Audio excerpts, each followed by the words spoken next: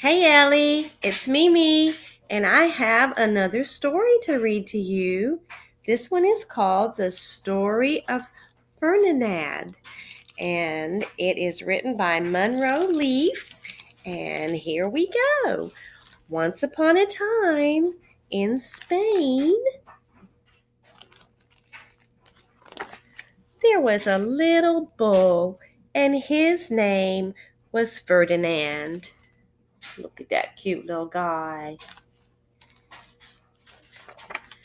All the other little bulls he lived with would run and jump and butt their heads together.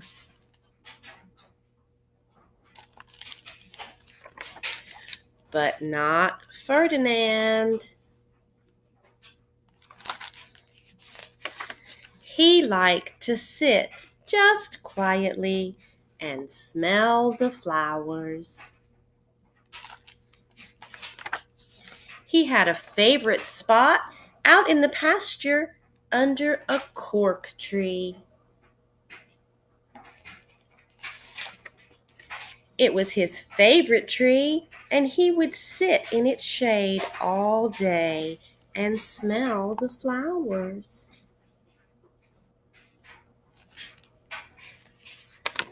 Sometimes his mother, who was a cow, would worry about him. She was afraid he would be lonesome all by himself.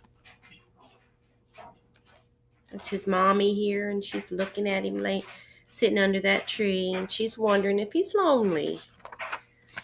Why don't you run and play with the other little bulls and skip and butt your head, she would say. But Ferdinand would shake his head.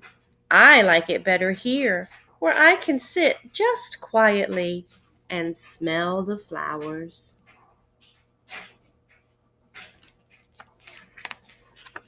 His mother saw that he was not lonesome, and because she was an understanding mother, even though she was a cow, she let him just sit there and be happy.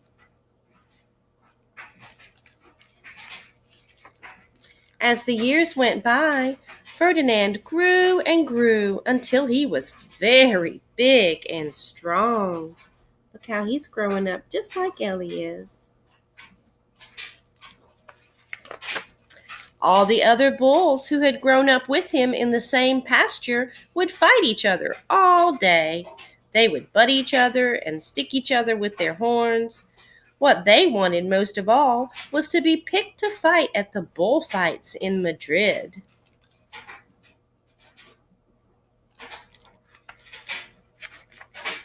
But not Ferdinand. He still liked to sit just quietly under the cork tree and smell the flowers.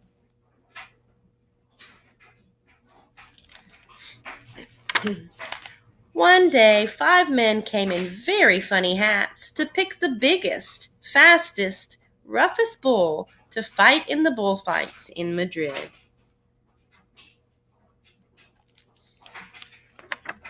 All the other bulls ran around snorting and butting, leaping and jumping, so the men would think that they were very, very strong and fierce and pick them.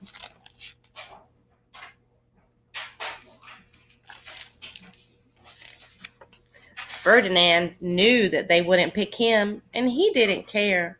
So he went out to his favorite cork tree to sit down and to smell some flowers.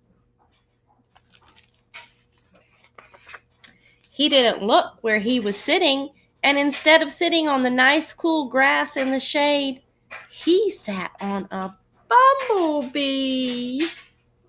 Oh no, poor Ferdinand. Well, if you were a bumblebee and a bull sat on you, what would you do? You would sting him, and that is just what this bee did to Ferdinand. Uh-oh. Wow, did it hurt? Ferdinand jumped up with a snort. He ran around puffing and snorting, butting and pawing the ground as if he were crazy.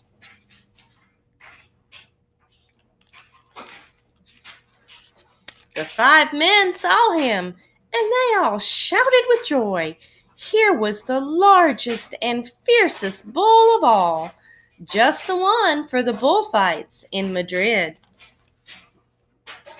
He looks like he's upset, doesn't he? All because of a little bee sting. So they took him away for the bullfight day in a cart. I bet he's wondering what is going on. What a day it was. Flags were flying. Bands were playing.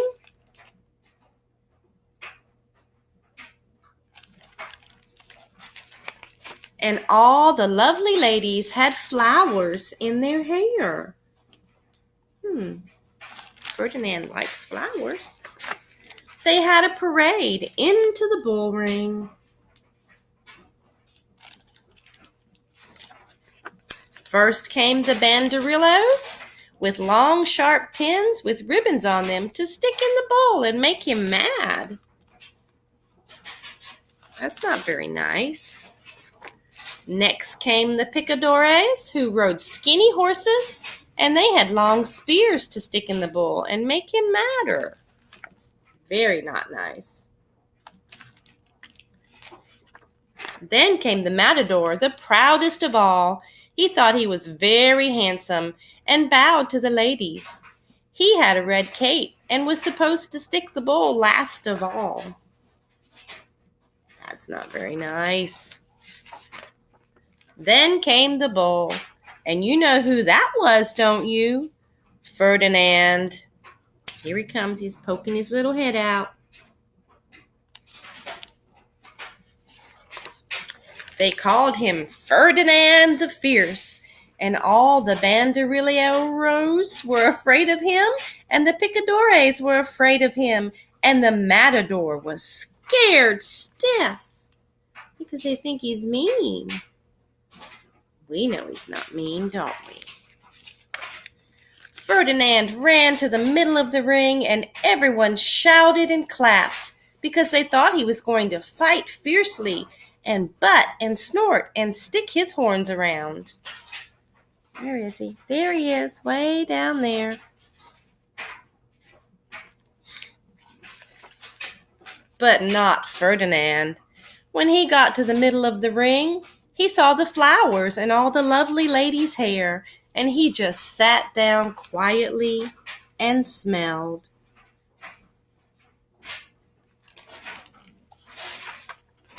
He wouldn't fight and be fierce no matter what they did. He just sat and smelled. And the banderillos were mad, and the picadores were madder, and the matador was so mad he cried because he couldn't show off with his cape and sword.